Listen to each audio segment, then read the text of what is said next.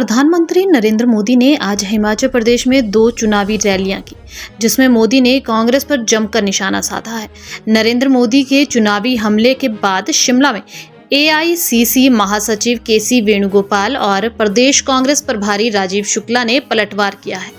कांग्रेस के दोनों नेताओं ने कांग्रेस मुख्यालय राजीव भवन शिमला में प्रेस कॉन्फ्रेंस कर कहा कि देश में इंडिया एयरलाइंस की सरकार बनने जा रही है।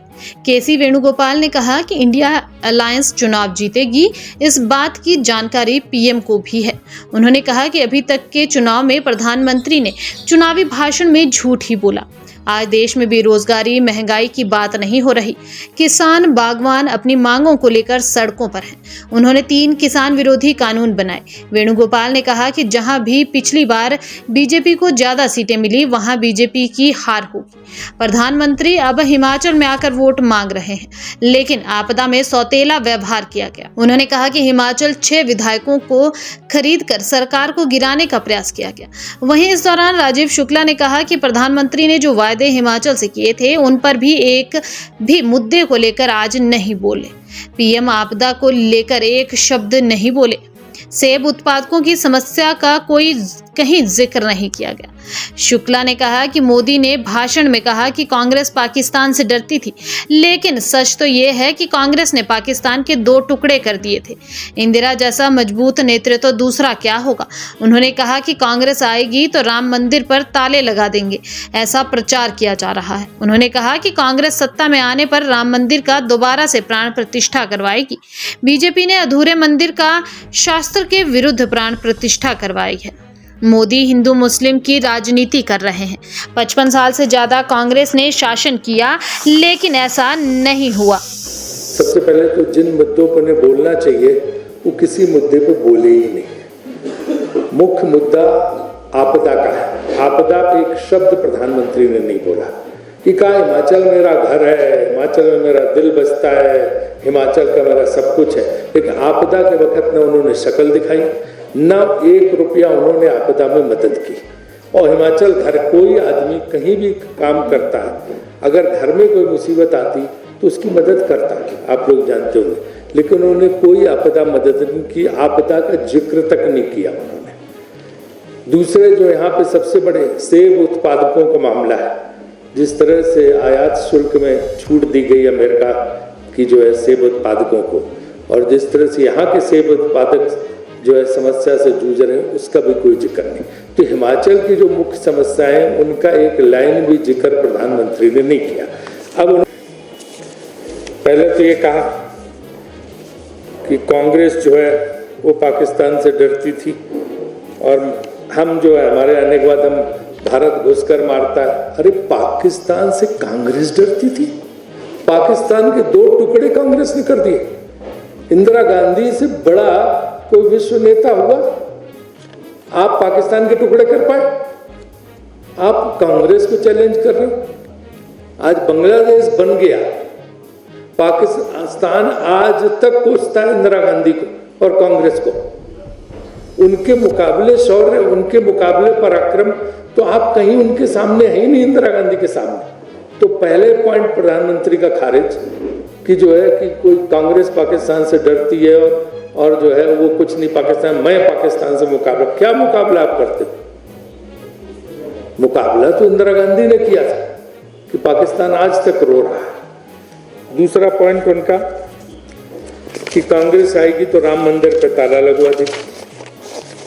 अरे राम मंदिर बना कैसे? राम मंदिर सुप्रीम कोर्ट के आदेश से बना है। सुप्रीम कोर्ट को श्रेय जाता है। कांग्रेस पार्टी ने पहले दिन से ये कहा कि जो कोर्ट का आदेश होगा मानेंगे, और जिस दिन 2019 में कोर्ट का आदेश आया, कांग्रेस पार्टी ने स्पष्ट कहा कि हम मांग करते हैं। कांग्रेस वर्किंग कमेटी की मीटिंग हुई जिसमें कहा गया कि मांग करते हैं कि अयोध्या में भव्य राम मंदिर का निर्माण होना चाहिए, और आज भी हम इस बात पे कायम है। और अब तो हमारे राष्ट्रीय अध्यक्ष खड़गे जी ने मुंबई में ये घोषणा भी कर दी कि हमारी इंडिया गठबंधन की सरकार आई तो अयोध्या में अधूरे मंदिर को हम पूर्ण कराएंगे। ये कांग्रेस की नीति मैं बता रहा हूँ आज आपको कि हम अधूरे मंदिर को, राम मंदिर को पूरा कराएंगे, क्योंकि वोटों के लालच में लोकसभा चुनाव देख के उन्होंने अधूरे मंदिर का जो है वो कर दिया प्राण प्रतिष्ठा, अधूरे मंदिर का ही उद्घाटन कर दिया, जबकि ये शास्त्रों के हिसाब से गलत होता। पूर्ण मंदिर का निर्माण होने के बाद ही उसमें शास्त्र पूजन होता है और प्राण प्रतिष्ठा होती है। उन्होंने अधूरे मंदिर करा दिया। कांग्रेस मंदिर का निर्माण कार्य पूरा कराएगी, शंकराचार्यों को बुला के विधिवत पूजन करवाएगी। तो ये जो है कांग्रेस का स्टैंड है कि हम मंदिर निर्माण पूरा करेंगे और विधिवत पूजन कराएंगे। इन्होंने अधूरे मंदिर का निर्माण किया जो कि गलत है शास्त्रों के हिसाब से, तो हम उसका पूरा कराएंगे। ये तो इस्तेमाल तो हर जगह करते हैं, उसका कोई मतलब नहीं रहा, लोग अब सुनते भी नहीं सब जगह कि कांग्रेस आप की जितनी संपत्ति मुसलमानों को दे देगी। कांग्रेस तो 55 साल इस देश में राज की, किसकी संपत्ति उठा के मुसलमानों को दे दी? किसका मंगलसूत्र ले लिया? किसकी भैंस ले ली? कहते हैं आपकी 2 भैंस है तो 1 भैंस दे देंगे जो है मुसलमानों को। मतलब क्या बात कर रहे हैं? कोई सोच सकता है इस तरह की भाषा का इस्तेमाल? 55 साल किसी की भैंस नहीं थी, किसी का मंगलसूत्र नहीं लिया, किसी की संपत्ति नहीं थी, तो कहां से दे देंगे? तो एक बेवजह का जो है तर्क, और इन भाषणों की कड़ी निंदा करते हैं। प्रधानमंत्री को ऐसे शब्दों को वापस लेना चाहिए जो कभी हुए नहीं, रिकॉर्ड ही है। और कौन मुसलमानों का आरक्षण दे रहा है? जो आरक्षण उसमें दिया हुआ वो पिछले 10 साल से आपके इसमें चल रहा, ओबीसी के उसमें आपने तो कहीं कुछ बदला नहीं। तो ये भी इनका पॉइंट पूरी तरह से गलत है। 1 रैंक 1 पेंशन, 1 रैंक 1 पेंशन जो है उसमें ओआरओपी ना, ओआरओपी है ना, उसकी लड़ाई जब एंथनी साहब रक्षा मंत्री थे तब से कांग्रेस ने शुरू किया। कांग्रेस ने पहला निर्णय उसमें लिया था, वो भी उनका पॉइंट गलत है। आपने वादे नहीं पूरे किए तो हमने पूरे वादे पूरे किए। हमने आते ही ओपीएस पहली कैबिनेट मीटिंग में लागू किया। 1500 रुपए महीने महिलाओं को देने का भी निर्णय हमारी कैबिनेट ने कर दिया, सब हो गया। लेकिन ये यहाँ की जो हिमाचल की भाजपा है वो जाके चुनाव आयोग में रुकवाई उसको जाके, ताकि वो लागू ना हो सके। तो महिला विरोधी तो भाजपा है जिन्होंने जाके चुनाव में रुकवाया। हम लोगों ने तो उसको जो है पूरी तरह से जो है यहाँ से निर्णय कर दिया कि उनको मिलना चाहिए और लाहौल स्पीति में देना भी शुरू कर दिया। ये चुनाव आयोग में जा के रुकवा रहे हैं। जिस व्यक्ति ने 2 करोड़ नौकरियां हर साल देने का वादा किया था 2014 में, तो अब तक 20 करोड़ नौकरियां मिल जानी चाहिए थी। उन्होंने 20 लाख नौकरियां भी नहीं थी। वो बोल रहे हैं कि नौकरियां नहीं थी। हमारे तो इसमें है कि 30 लाख जो रिक्त पद है हम आते ही उनको भरेंगे। तो नौकरी न देने का, बेरोजगारी फैलाने का रिकॉर्ड तो उनका है कि अपने वादे सटे। 15 लाख तो भूल जाओ जो सबके खाते में, वो तो आए नहीं। जो नौकरी देनी था, नौकरी भी 20 करोड़ क्या 20 लाख भी नौकरियां नहीं दी। उल्टे अग्निवीर लागू कर दिया युवाओं का जीवन बर्बाद करने के लिए। जिस अग्निवीर को हम खत्म करेंगे, आते ही वहां पे स्थायी नौकरी दी जाएगी सेना में। और महंगाई चरम सीमा पे, उसका भी प्रधानमंत्री के भाषण में कहीं कोई जिक्र नहीं। भयानक महंगाई है जिससे लोग त्रस्त हैं। बेरोजगारी, महंगाई दोनों बहुत विकट समस्या है। किसानों की आय दुगनी करेंगे, उसका भी कोई जिक्र नहीं, बल्कि सेब उत्पादक परेशान है, बागवान परेशान है, उसका भी कुछ नहीं किया। 2022 तक हर एक को पक्की छत दे देंगे, पक्के मकान दे देंगे। हम यही पूरी सब जगह देखते हैं, पूरे देश में हम दौरे पे जाते हैं, कितने लोग झुग्गी झोपड़ी में रह रहे हैं, पता नहीं कहाँ मकान, कोई पक्के मकान 2022 तक हर नागरिक को मिल जाएंगे, वो भी नहीं हुआ। उन्होंने कोई वादा नहीं पूरा किया। उनका रिकॉर्ड ये है कि उन्होंने आज तक कोई वादा पूरा नहीं किया। जो कहा वो किया ही नहीं है, ये भाजपा का रिकॉर्ड है।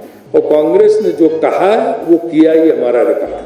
चाहे में बहुत बढ़िया है, हमारे पास क्लियर जानकारी है, फील्ड रिपोर्ट है, हम जीतेंगे। बिल्कुल हम गवर्नमेंट फॉर्मेशन के लिए स्थिति में है। All 5 phase election we have done wonderfully. Every day our Prime Minister is only doing one job, to attack opposition party on divisive agendas. I think today he is here in Himachal also. Same thing repeating. Total lie. How can a Prime Minister become this low level bhashan? How can a Prime Minister can do these things? You can see that.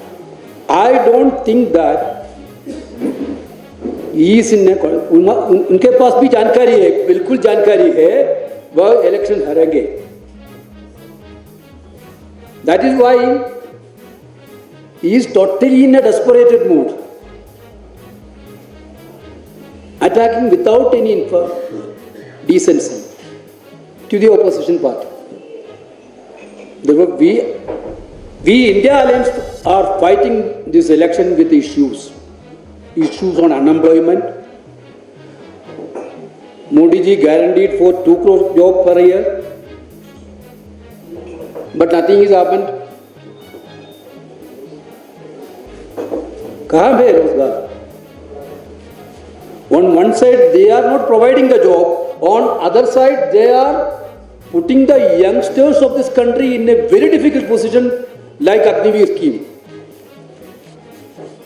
Himachal is the place where our brave soldiers are coming for this nation.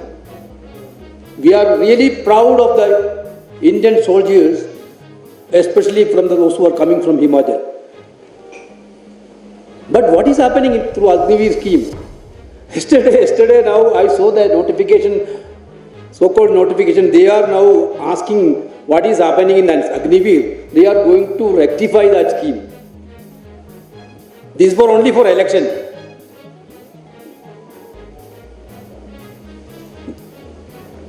Unemployment, people are fed up, there is no job, price rise, people are fed up with price rise. Farmers, you can see that how much difficult. I think Rajiv ji already mentioned about the farmers' plight of this country. Apple farmers of Himachal. What was the promise of import duty on apple? Then what they have done? They promised for 100% duty. Now they make it from 75 to 50. उल्टा कर दिया. Cold drinks में मिलाने वाले थे Apple pulp.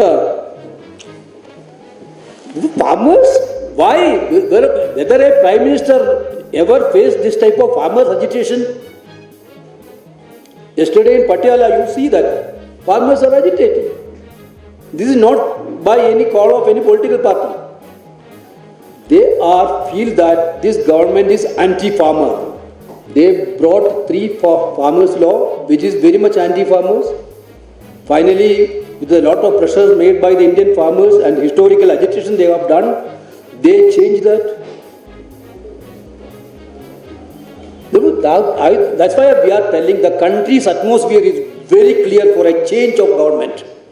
The Prime Minister can come to Himachal. Where is the moral right?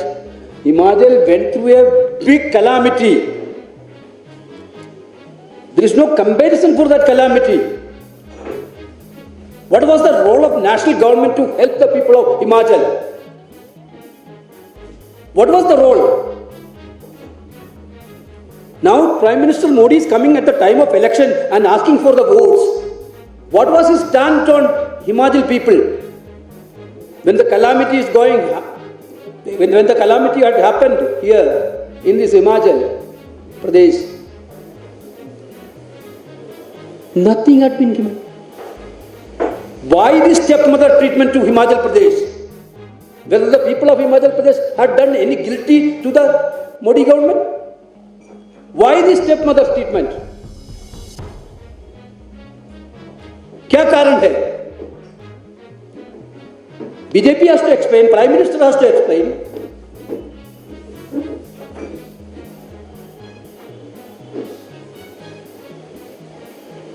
They actually cheated farmers.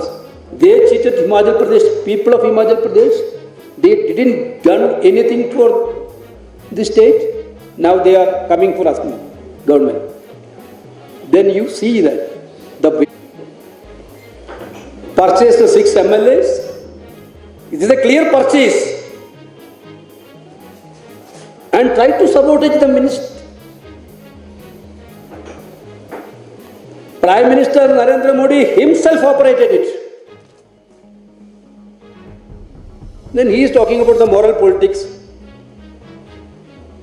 They want to destabilize the Himachal government like they have done in Maharashtra, try to in other states, Goa, Karnataka. They want to make it like that. But now I think that the people are now much now realized